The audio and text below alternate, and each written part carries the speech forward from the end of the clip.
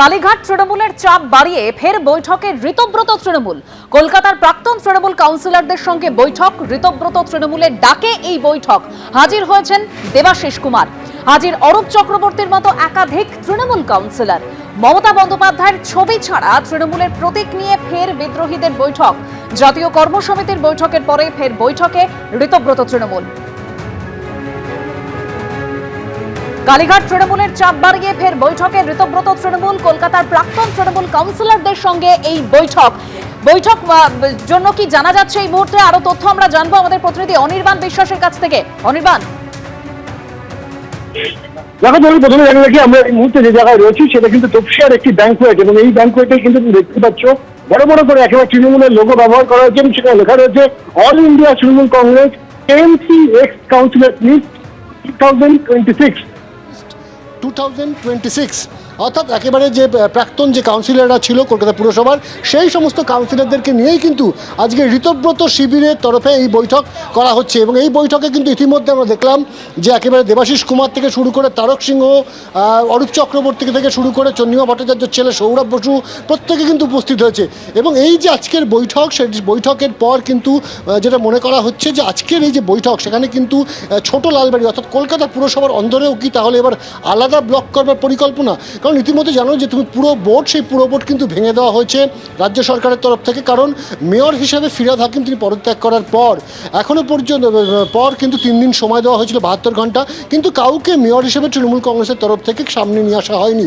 পরবর্তী সময় রাজ্য সরকার পুরো বোর্ড ভেঙে দেয় এবং তারপরে দেখা যায় যে এই যে তৃণমূল কংগ্রেসের ভিন্ন ব্লক তৈরি হয়েছে, ঋতব্রত তৃণমূল কংগ্রেস, সেই ঋতব্রত তৃণমূল কংগ্রেসের তরফেই কিন্তু আজকে তপসিয়ার এক ব্যাংকুয়েটে সেখানে কিন্তু এই বৈঠক চলছে।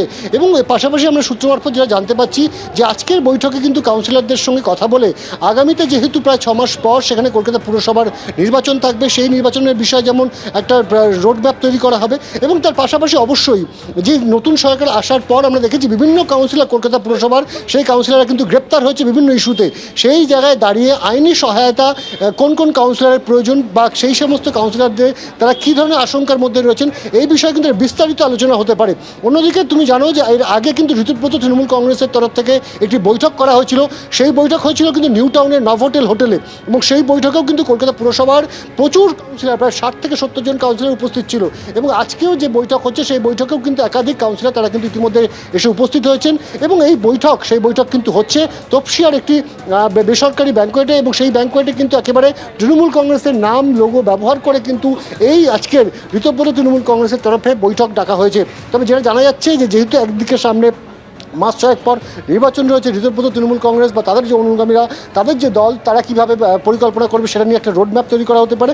এর পাশাপাশি অবশ্যই যেভাবে একাধিক কাউন্সিলর তারা বিভিন্ন অভিযোগে অভিযুক্ত, তাদের বিভিন্ন পার্টি অফিস থেকে বা ওয়ার্ড অফিস থেকে কখনো ট্রিপল উদ্ধার হয়েছে, কখনো বিভিন্ন জিনিস উদ্ধার হয়েছে, কারোর বিরুদ্ধে তোলাবাজির অভিযোগ রয়েছে, কারোর বিরুদ্ধে বিভিন্ন রকম অভিযোগ রয়েছে। সেই অভিযোগের ভিত্তিতে অনেক কাউন্সিলর ইতিমধ্যে গ্রেপ্তার রয়েছে। ফলত আজকে ঋতব্রত তৃণমূল কংগ্রেসের তরফ থেকে যেটা মনে করা হচ্ছে যে কাউন্সিলরদের সঙ্গে তারা কথা বলে বুঝতে চাইছেন যে কে তুমি অনির্বাণ, এই জায়গা থেকে তোমাকে সঙ্গে রাখতে অনুরোধ, সঙ্গে থাকতে বলবো, কারণ এই যে বৈঠক হচ্ছে যেখানে তৃণমূল কংগ্রেসের নাম এবং লোগো নিয়ে এই বৈঠক তপসিয়ার ব্যাংকুয়েটে। এই বৈঠক শুরু হওয়ার আগে সন্দীপন সাহা কি বলেছেন শোনাবো। আমরা এনডব্লিউসি মিটিং করেছি, সেই মিটিংয়ে আমাদের যা সংখ্যা দরকার সেই সংখ্যা রয়েছে। আমরা প্রিন্সিপাল অপোজিশন বিধানসভায়, এবং আমরাই তো তৃণমূল কংগ্রেস। তো আমরাই যখন তৃণমূল কংগ্রেস, তো স্বাভাবিকভাবে দলটা তো আমাদের সাথেই থাকছে। তখন আলাদা করে অন্য কোনো বিষয় ভাববার বা চিন্তা করার তো বিষয় নেই। আমরা আমাদের দিক থেকে যেইভাবে করে এগোনোর প্রয়োজন আমরা সেইভাবেই এগোচ্ছি, এবং আমরা সংখ্যার দিক থেকে যা সংখ্যা আমাদের কাছে আছে আমার মনে হয় না কোথাও কোনো অসুবিধে আছে। লোগো, দলের নাম এবং সবটাই আপনাদের এবারই থাকবে।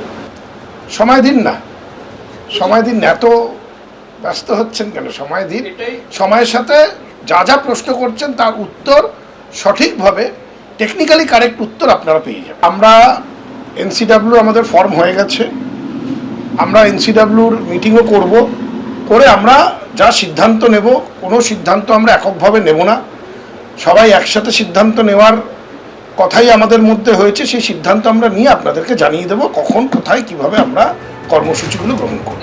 এবিপি আনন্দ, এগিয়ে থাকে, এগিয়ে রাখে।